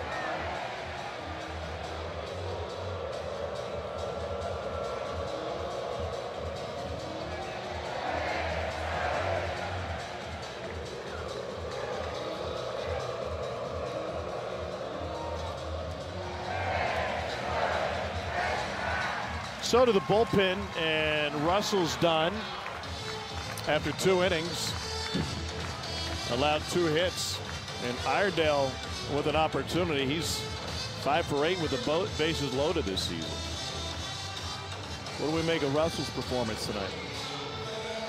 It's fine. I mean, he kept him right there at this point. Now, the answer to that question could be a little bit different based on what happens right here. Yeah. Because you get a ball in the gap, you get a 7-6 game. Now this place is just ready to get going again. That would do it. Well, we talked about some of the things that Tennessee struggled with is why they've lost the last few series, part of it's been the bullpen and the inability to really cash in some of these spots where they've maybe had a lead or the game's been closer, tied late. And so now Tanner Franklin gets his shot. We've seen him hit the ball at the ballpark. We've seen him come up with some 2-out hits. Can the bullpen hold a lead here with 2 outs in the bottom of the 7th in a rowdy environment? Doesn't get much bigger than this. She doesn't have a beer hat, so she'll just put her drink on top of her head. I mean, that's adjusting to the circumstances right there. She looked like she had beer goggles, yellow goggles. I haven't. Sure, from the sure. Well, Tanner Franklin just crow hopping, the 6'5" junior from Jeff City, Tennessee, had his first warm-up pitch sail to the backstop at 102. That's an ball right there. You crow hop and know that the gun's on the scoreboard. Franklin, obviously, the fastball plays. So does his stuff. 44 strikeouts and 31 2/3. It's an interesting mix.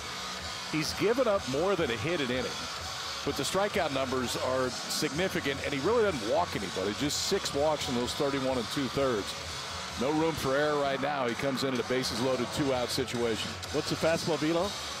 I mean, it'll be 96 to 99. He could bump 100.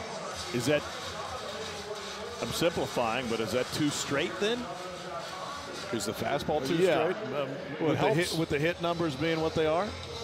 Oh, as far as what the difference is for those, yeah, I think that's probably fair.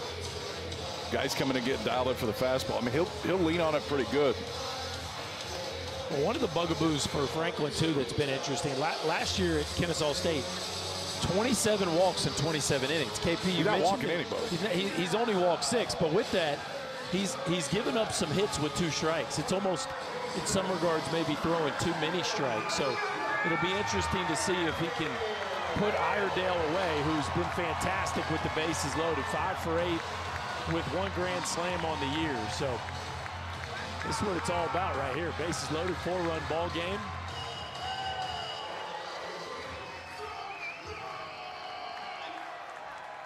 Right-handers are hitting .388 against Tanner Franklin. Pardon me, left-handers hitting .388 against him, and right-handers 150 points less.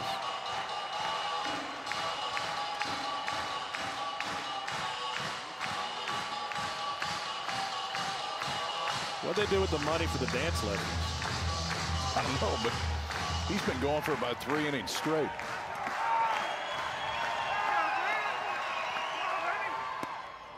And first pitch at 91 in for a strike to Brent Iredale. Life ain't bad when you're throwing cutters at 91.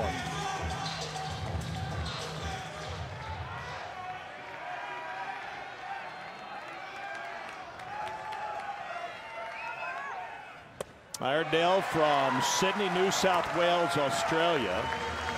Came to Fayetteville by way of New Mexico Junior College. First Aussie baseball player in Arkansas history. Opportunity with the bases. Joseph, he sends it high and deep to left. Above his shin guard. And the voice gets heard by his pitcher.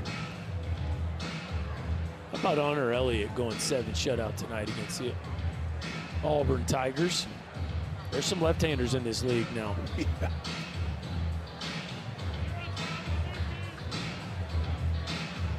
I have the same frustration when the batteries get low in my remote control.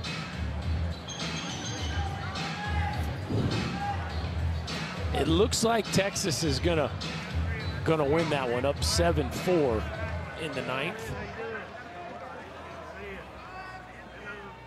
That's against Oklahoma. They meet as SEC rivals for the first time. Back to action. A 1-0 is pushed foul. Dylan Volantis going for his 11th save. In the league. Yeah. He wouldn't get the save. He was in there when he's OU tied it up. That's right, yeah. Another one fouled off.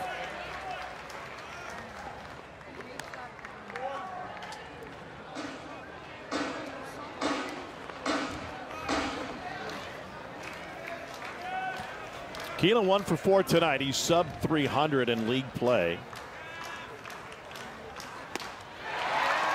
swings through 93, one down.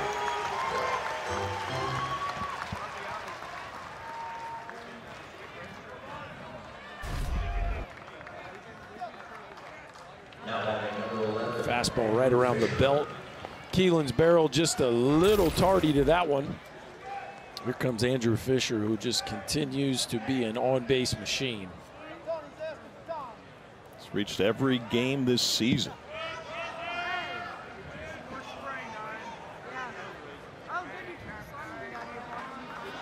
OPS over 1,200, 21 home runs and 52 ribbies.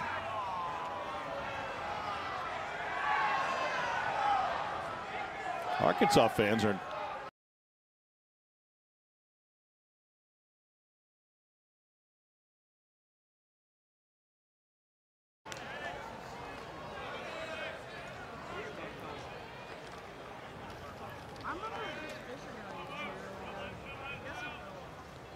two for 4 night for Fisher.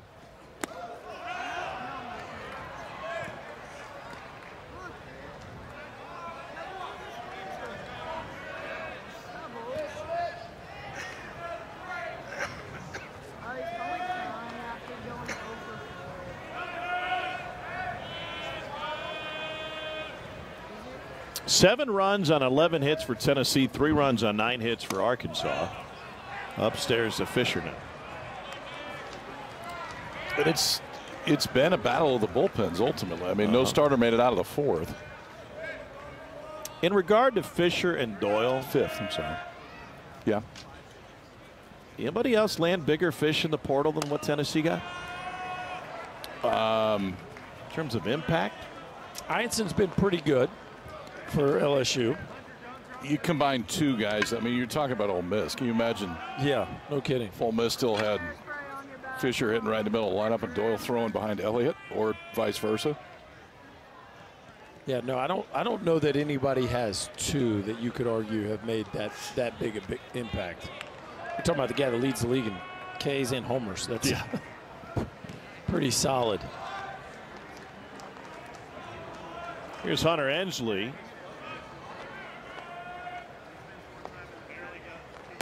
And he looks at a curveball in for a strike.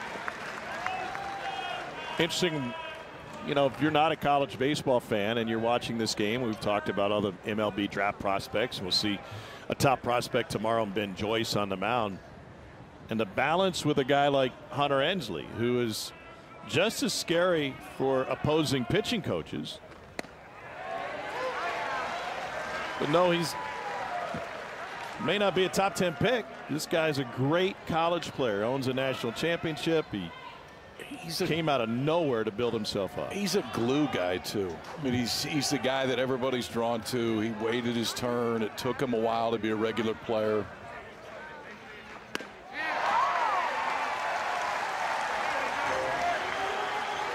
Goes down swinging. He's from Huntington, Tennessee. Berkey, you ever been there? I have, Tom, as you know.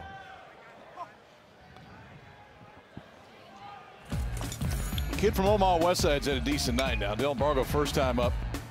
Solo shot the other way. This was the last time. 2-run shot to right on the breaking ball that hung in there. Home runs number 13 and 14 on the year for Bargo tonight.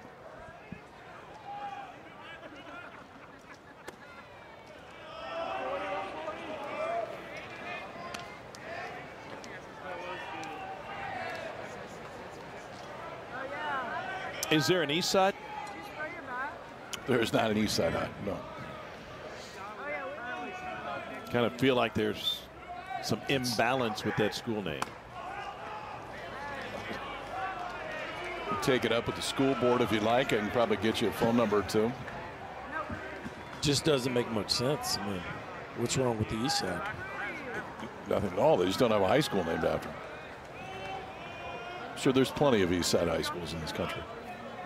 Just not no more. No. Fair east side. Swing and a miss, 2-1.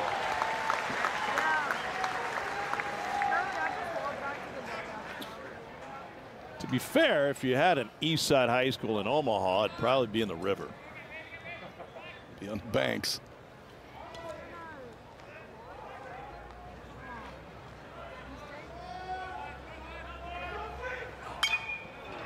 Fouled off by Bargo.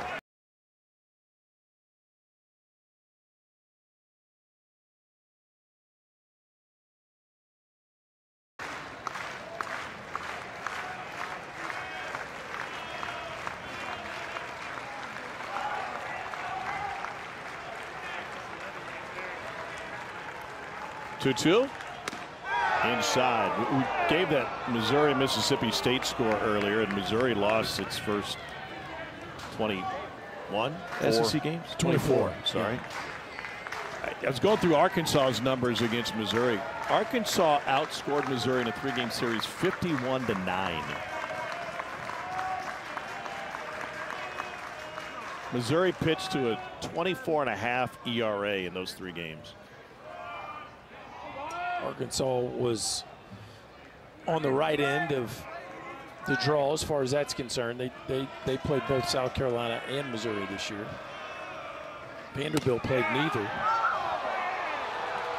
Couple of fastballs just missed. 2 on with 2 out for Dean Curley. That's what he did last time. We showed the Bargo home runs. He's got 2 of them. The 3rd home run of the night for Tennessee was Dean Curley's last time up. This is 95 inside.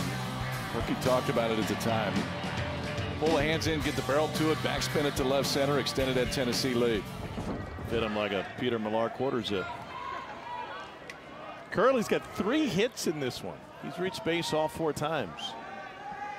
Yeah, it's, you know, he was solid last weekend against Vanderbilt too. It was a rough stretch there for him for a while, and you had to wonder if sometimes maybe the defense was affecting the offense, but it does feel like since they've just kind of put him at second base and he's found a home there, the bat is starting to pick back up again.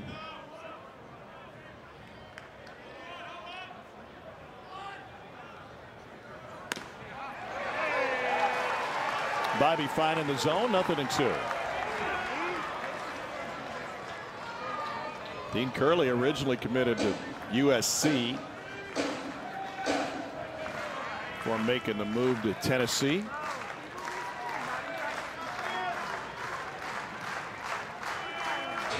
Any other changes? That's all I got. Yep. Yes, there are other changes. No, that's it. Okay. You're doing great, Tom. Thank you. Reese Robinette is from Kennett, Missouri, home to some great country music singers like David Nail. Huge college baseball fan. He's made multiple trips to Omaha for the College World Series. And Sheryl Crow from Kennett. There's also a guy who used to come into the bar that I worked at. His name was Billy, and he drank Budweiser long necks. And every time you sat it down in front of him, he would slowly but surely peel the label. Rounded up the middle by Robinette. We later found out that he was from Kennett. And as the story goes, he was the one that Sheryl Crow sang about, because Billy liked to peel the labels from his bottles of Bud. All we want to do is have some fun, Chris Burke. That was Sheryl Crow's big hit. Okay. And you've met Billy. I've met a Billy from Kennett, and he peels his labels. That was fantastic, Tom. That is 3 hours and 15 minutes into a game. That's what you're going to get.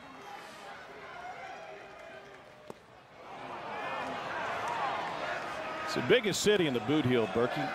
Put some respect on Kennett's name. Here's Justin Thomas Jr.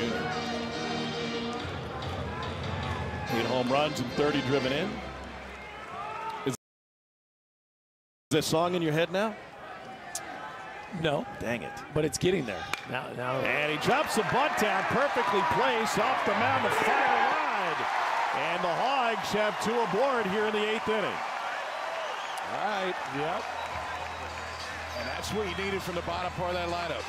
The leadoff single by Robinette. Justin Thomas Jr. takes advantage of his speed, lays down a perfect bunt right here. And now you get the top of this Arkansas order coming up. But this year has done plenty of damage, and Snead's going to have to face him with traffic.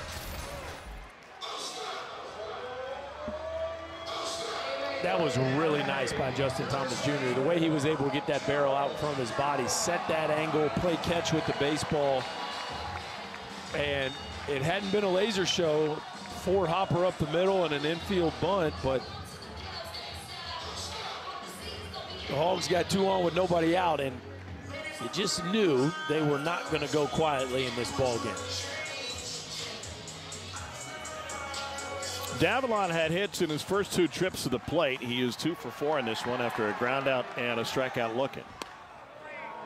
And he takes one there for a strike.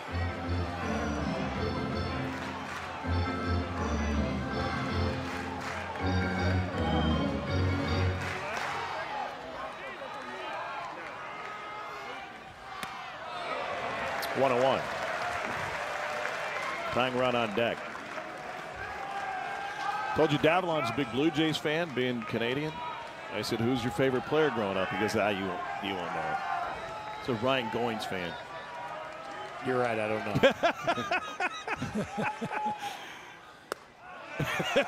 Pitch is low, 2-1. Nailed it.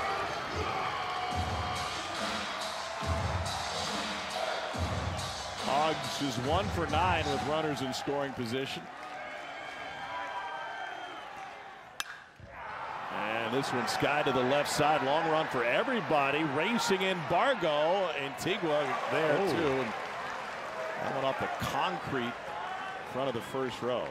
Boy, Antigua did not put the brakes on there and lost his glove in the process. Looks like he's all right. That dude plays with his hair on fire, man. I was watching him in warm-ups today, laying out for everything. He was playing infield in. Just plays the game with a bunch of joy, and man, coming in off the bench, running basically through the wall to try to catch that pop-up. New lease on his plate appearance for Davalon, the 2-2. Smoked right at him, and it came out of the glove. They got an out called, and the throw back to first is thrown away. Headed to second, third is Robinette. No play at second. Jeff Head ruled it an out on the catch. What in the... It was certainly not an exchange. His hand hadn't gone in the glove. Well, yeah, he's going to double him off. No, I don't think he caught it. He didn't catch it. No. But that would have ended up in a double play if they would have not called it a catch. They'd have been able to throw it to third and second. Both the runners went back. What a mess that was.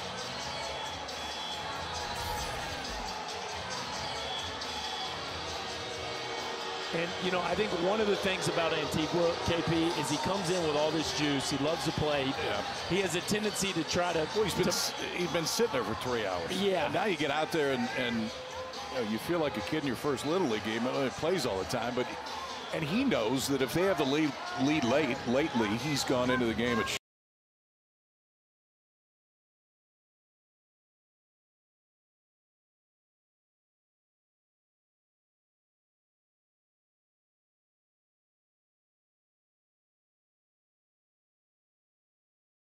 both ends of that play. I mean, this could have easily been a double play. If he just finishes that catch, he's running as he goes. He never caught that ball. No, that ball was never secured. If it had been, here's Jeff Head. Tennessee challenging ruling of a proper tag at first and second base. They received one challenge for both of these plays. The previous play is under review. Wait, so that's interesting because everybody besides Jeff Head knew that wasn't a catch. We're not sure if anybody tagged. Well, he definitely tagged at first base because he slid back in. He tagged at second base. He ran right back to the bag. Yeah. We're reviewing a proper tag.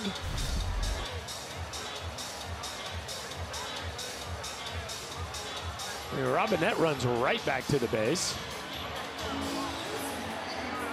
And then Thomas, as you said, KP, he has to slide back.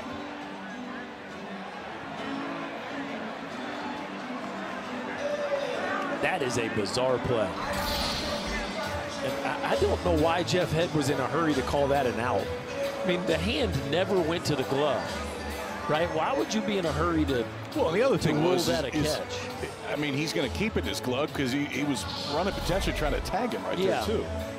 But I'm saying that at no point is that ball ever secured in his glove.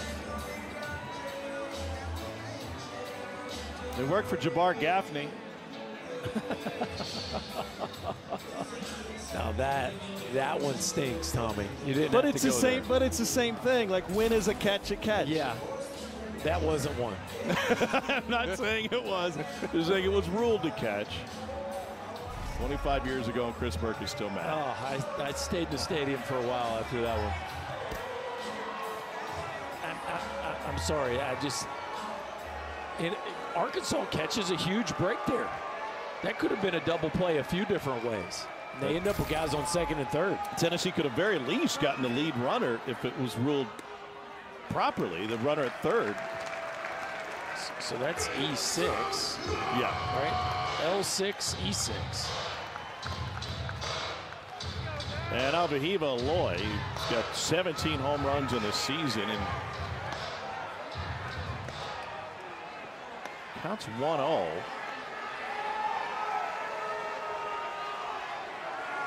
Dave Van Horn getting some clarification.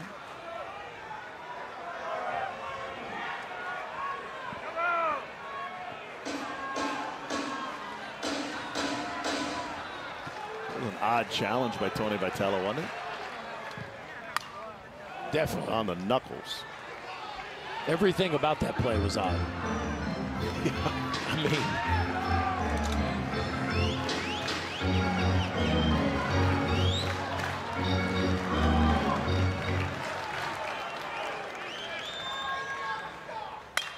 and he straightens this one out, dumps it into left field. Now that was scored from third. Right on his tails is Thomas, and he crosses the plate. Here's that strength you talked about with Aloy. I mean, that's upper 90s, in on your hands. The movement of Steen's fastball is going to come in on Vahiva's. I mean, this almost gets him on the grip of the bat, but strong enough to get through. Watch a read on second base, too. Great read by Justin Thomas Jr. Freezing at third to make sure the ball's not going to get caught. Thomas saw it the entire time. Broke, able to score easily and make it a two-run game.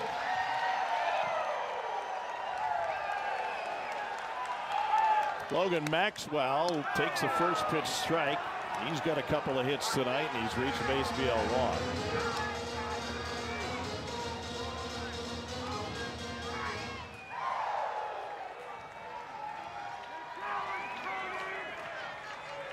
Tying run at the plate for Arkansas. Hogs have one win this season when trailing after 7 innings.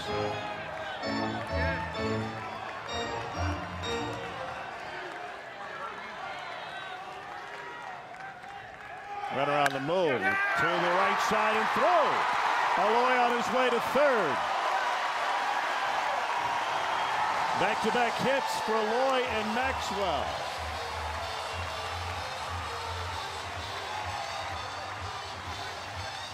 That dude's still going. Your guy's still, he's not slowing down. His batteries are still going right there, too. Aloy in motion. Berkey Maxwell just shortens up, gets a barrel to it. We got a ball game, kiddos.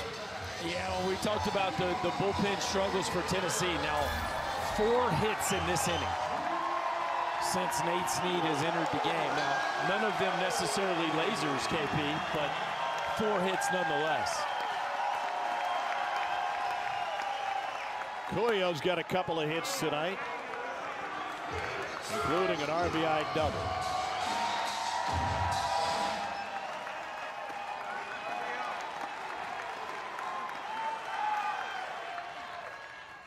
Curveball yanked, almost took his brother's head off. Kane, Abel, Cuellar, Vahiva. Vahiva doesn't even smile about that. Like, bro, your brother just hit 110 at your noggin. Like, we can't even get a little bit of a grin. He is all business, isn't he?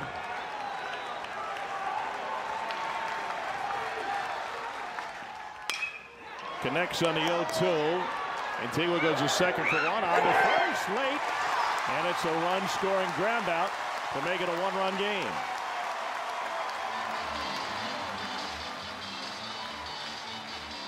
Fielder's choice for Cuellar's.